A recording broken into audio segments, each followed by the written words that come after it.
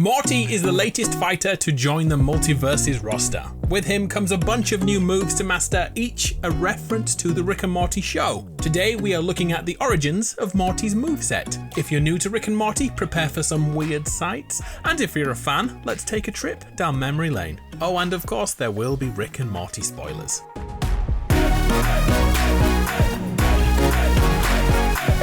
We have to start with the Plumbus, the all-purpose household device. A running gag in the TV show is to never explain what a Plumbus actually does, even though you can spot it in the background of many scenes. Everyone has a Plumbus in their home. But thanks to interdimensional cable TV, we know how it's made.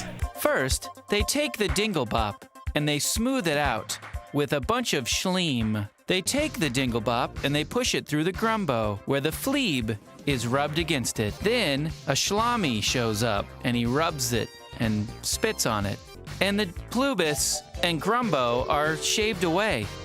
That leaves you with a regular old Plumbus. I always wondered how Plumbuses got made. The next move you'll see often is Morty's huge arm. The origins of Armathy, let's go. This move is taken from episode 2 of season 3, where Morty becomes Spine Eater, an apocalyptic fighter. Rick creates this device which takes muscle memory from unalive fighters and gives it to Morty. The arm then takes over and smashes everything to pieces, including that device. That's why he only has one arm. He does it all single-handedly.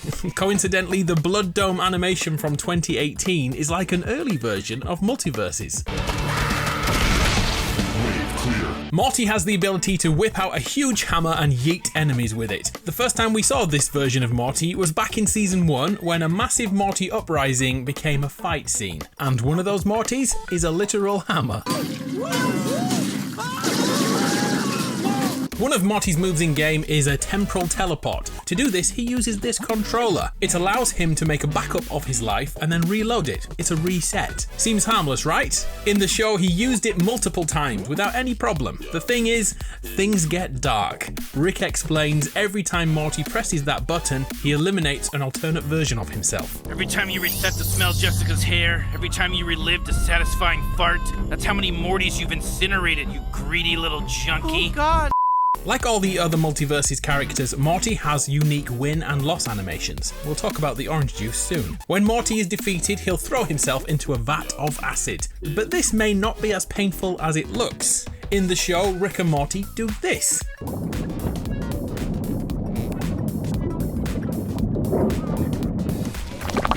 What kind of psycho? His own grandson. Yeah, he's totally fine in there. This acid is fake. That of fake acid? Are you dying of dementia? And when it splashed on a police officer, he thought he was immune and then went on TV to demonstrate acid can't hurt him.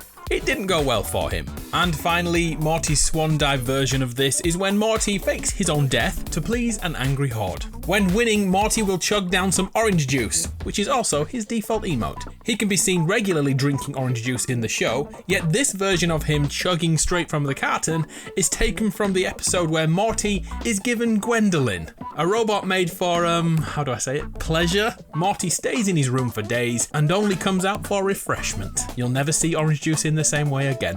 All right, back upstairs. Let's move on from that. It's possible to see the fire attack in game and also a rock wall too. These are thanks to rings Morty wears. In the show there are 4 rings of elemental powers which combine together to summon Planetina, who Morty falls madly in love with. FYI, Planetina is also a reference to Captain Planet, a TV show from yesteryear about a superhero environmentalist. As it's Rick and Morty, things get heated now. If you're wondering how Morty got those rings, he took out all the people who owned them. All in the name of love. Now we can be together, Planetina. Morty's alter tire is President Morty, an evil version of himself who became the leader of the Citadel, a society created solely from Rick and Mortys. In the season 5 finale, he gave a chilling speech with drink in hand. But speeches are for campaigning. Now is the time for action. Which became the menu select animation. Oh, and when this Morty wins, he'll sit in his presidential chair. And his loss animation will result in a slow clap, both taken straight from the show. Well, la-dee-da. Hey, that's mine! Morty can summon a doorway portal mid-battle. This is a throwback to the time Morty accidentally started a war while trying to get wine. It turns out time in this dimension, Narnia, travels faster than Morty's homeworld, which meant a nice chap named Hoovy, who helped Morty with the wine, returned home through the portal to find time had passed so much that his wife was no more, and his feral child declared war on Morty. This lasted generations, all because of that portal.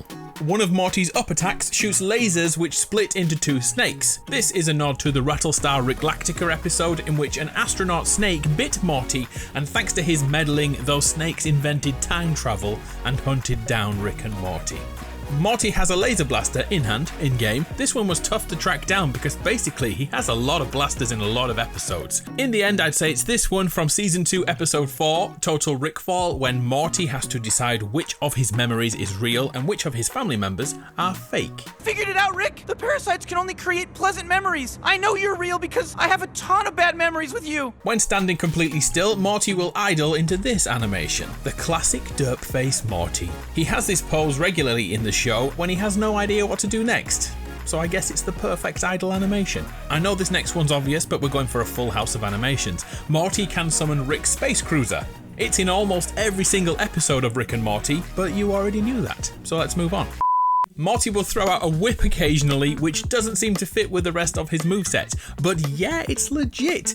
During the Mortiplicity episode in Season 5, we were shown decoys of the whole family, and that broke out into another war between the numerous decoys. During these fight scenes, one of the Mortys has that whip, which is a nod to the energy whips in Star Trek, not the whip your mum has upstairs. There are other Rick and Morty references which I'd like to pay homage to now. The Cromulans stage with floating heads around a giant speaker is from the Get Schwifty episode in Season 2. Basically, Earth was selected to take part in a music competition by the Cromulans, and only the winning planet got to stay in one piece. The Cromulans have decided to declare Earth the final winner and bring our musical reality show to a conclusion. Goodbye. And that's where this awesome song was born. Oh yeah, you gotta get Schwifty. Have you ever noticed this ring out animation in MultiVersus? Point for the blue guys. The Sunscreen. This is from the time Rick and Morty went to a wedding and ended up having to go into hiding on a new planet. One of their choices was this place. It was perfect, just like Earth, until the sun came up.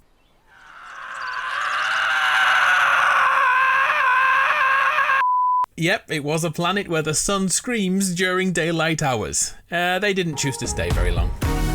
So how did I do? If I missed any, please let me know in the comments and I'll add them to the next character breakdown video. A huge thanks to my Discord and a few Rick and Morty obsessives for helping me track down the episodes.